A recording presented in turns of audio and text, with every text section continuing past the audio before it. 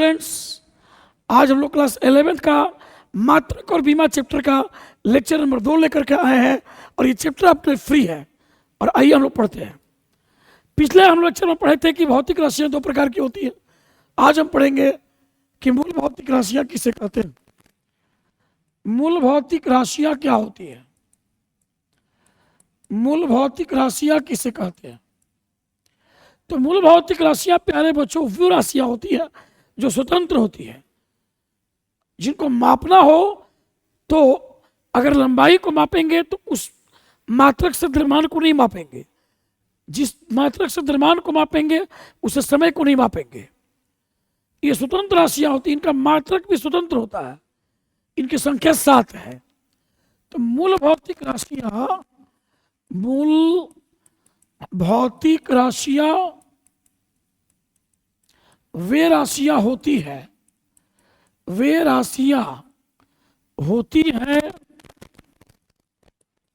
जो स्वतंत्र होती है एवं इनकी संख्या 7 है। इनकी संख्या प्यारे बच्चों 7 है। क्या क्या है समझ लीजिए आप। पहला इसका है मूल भौतिक राशि लंबाई, दूसरा मूल भौतिक राशि है द्रव्यमान, तीसरा मूल भौतिक राशि है आपको समय, चौथा मूल भौतिक राशि है उष्मागतिक ताप। उष्मागतिक ताप को हम लोग टेम्परेचर भी कहते हैं केवल। पांचवा है विद्युत धारा। 6 नंबर है ज्योति तीव्रता और 7 नंबर है पदार्थ का परिमाण।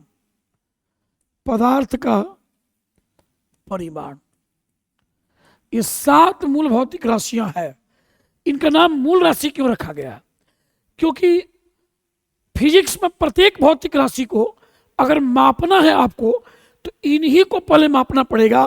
इनका जो मात्रक होगा, इनकी मात्रकों से ही अन्य राशियों को मापते हैं, बनाते हैं उनका मात्रक। हर भौतिक राशि का मात्रक का शुरुआत या हर भौतिक राशि को अगर मापना है तो इन्हीं से गुजरना होगा। किसी भी भौतिक राशि का जो मात्रक बनाते हैं या किसी भी भौतिक राशि को जब हम व्यक्त करते हैं, उनको तोड़ते हैं तो इन्हीं के पदों में तोड़ते हैं, या व्यक्त भी करते हैं तो इन्हीं के पदों में करते हैं। इसलिए इनका नाम रखा गया मूल भौतिक राशि। क्योंकि फिजिक्स की जितनी भौतिक राशियां हैं उन सबको इन्हीं के पदों में व्यक्त करेंगे, हम लोग लिखेंगे जितनी भौतिक राशियां हैं। इसलिए कहते हैं कि मूल भौतिक राशियां वे राशियां हैं जो स्वतंत्र होती है, एक दूसरे पर निर्भर नहीं करती है, परस्पर स्वतंत्र होती है। अब लंबाई को अगर मीटर से मापिएगा तो क्या उस मीटर से द्रव्यमान मापाएगा? नहीं मापाएगा। अगर द्रव्यमान को किलोग्राम से मापेंगे तो क्या समय को मापेंगे? उससे नहीं मापेंगे। ये द्रव्यमान लिखा है हमने।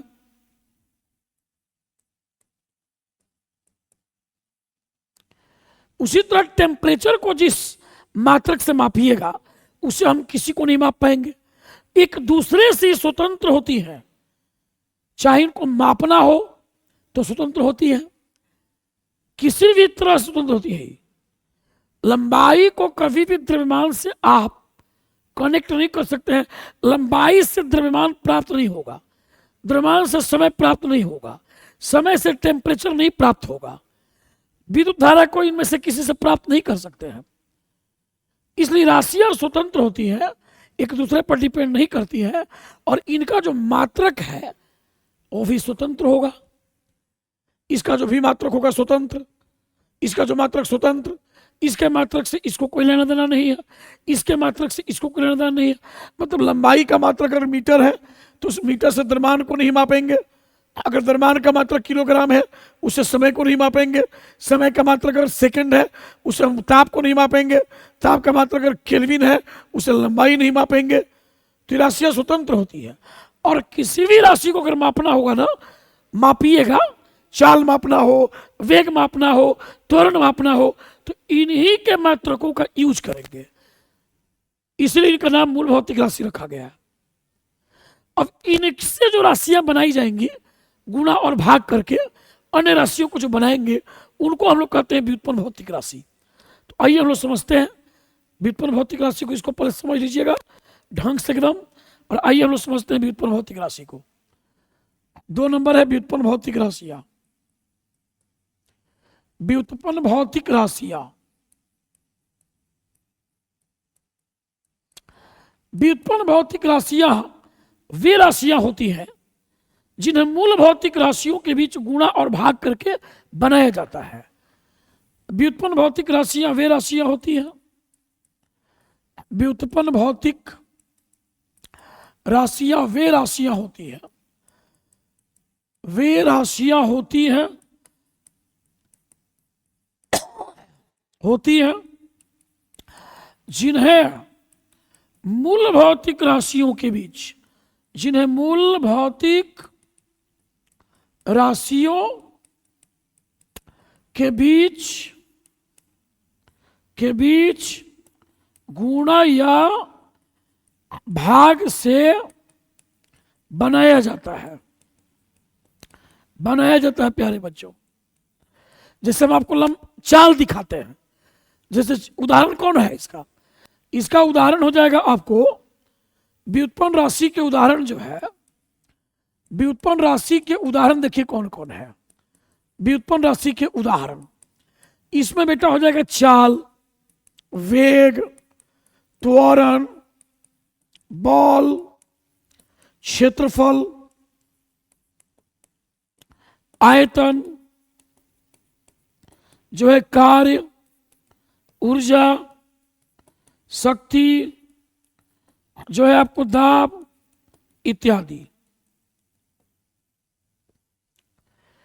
ये जो भी भौतिक राशियां हैं ना, इनको हम लोग कहते हैं व्युत्पन्न भौतिक राशियां। ये व्युत्पन्न भौतिक राशियां हैं। इनमें से किसी को भी इस मूल राशि जो पढ़ाए थे, लंबाई, द्रव्यमान, समय, उनके पदों में ही इसको लिखते हैं इनको। जैसे चाल को आपको लिखना है, चाल को आप क्या लिखिएगा, चाल बराबर लिखिएगा दूरी बटा समय। दूरी क्या है प्यारे बच्चों, तो लंबाई है। दूरी जो है लंबाई है, तो इसको हम लंबाई बटा समय लिख सकते हैं, लंबाई और बटा समय लिख सकते हैं हम लोग इसको। जैसे वेग लिखना है, तो वेग बराबर क्या लिखेंगे हम लोग, विस्थापन बटा समय। विस्थापन क्या है, लंबाई है, और ये समय, तो ये भी हो जाएगा आपको लंबाई बटा समय, लंबाई बटा हो जाएगा आपको समय। तो ये जो राशियां हैं, जो भी राशि है, इनमें से जितनी राशियों को हमने यहां लिखा है, जितनी राशियां हमने यहां लिखा है, चाल, वेग, त्वरण, बल, क्षेत्रफल, आयतन, कार्य, शक्ति, ऊर्जा, शक्ति, दाब, सबको मूल राशियों के पदों में ही लिखा जाता है और व्यक्त करते हैं, और इसलिए इनका नाम व्युत्पन्न भौतिक राशि रखा गया है। इनको आप मात्रक भी जो बनाएंगे वो मूल भौतिक राशियों के मात्रकों से ही बनाएंगे, और इसलिए इनका नाम व्युत्पन्न भौतिक राशि रखा गया है। अब आते हैं हम लोग इस बात पर कि इन सभी का जो मात्रक बनाया जाएगा, इन सभी को जब मापा जाएगा, मात्रक बनाएंगे, तो मात्रक किसे कहते हैं, किसी भौतिक राशि का मात्रक क्या होता है। आइए इस बात को हम समझते हैं कि मात्रक क्या होता है। मात्रक, देखिए मात्रक जो है किसी भौतिक राशि को मापने का, उस भौतिक राशि का एक मानक मान होता है। किसी भौतिक राशि का मात्रक, किसी भौतिक राशि का मात्रक उस भौतिक राशि का मानक मान होता है। का मात्रक उस भौतिक राशि का मानक मान होता है जी, मानक मान होता है। अभी मानक मान क्या होता है प्यारे बच्चों, तो मानक मान वह मान है जो निश्चित मान हो, बदलता नहीं हो, चेंज नहीं होता हो, जो आधारभूत है, बेसिक, कि हमें नहीं बनाना पड़े, उसको ले और मापना शुरू कर दे, बेसिक है वो। और अंतर्राष्ट्रीय स्तर पर मान्यता प्राप्त मान, जैसे मीटर को ले लीजिए आप, ये मीटर एक मानक मान है। दुनिया के किसी कोने में आप जाइएगा, 1 मीटर की जो लंबाई है, ये लंबाई का एक मानक मान है। मीटर क्या है, लंबाई का मानक मान है। लंबाई का मानक मान जो है, मानक मान, लंबाई का मानक मान मान लीजिए मीटर है।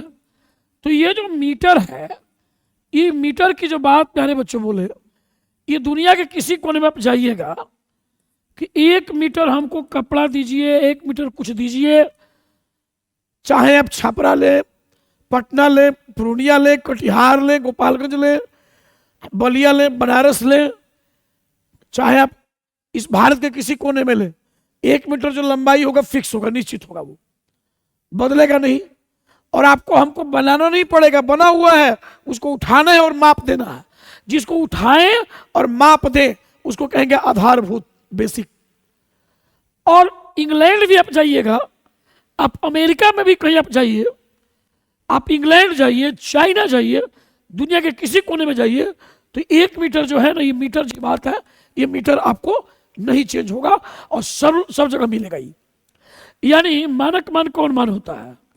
तो मानक मान वह मान है, किसी भौतिक राशि का मानक मान, किसी भौतिक राशि का, किसी भौतिक राशि का मानक मान, राशि का मानक मान वह मान है, वह मान है जो निश्चित आधारभूत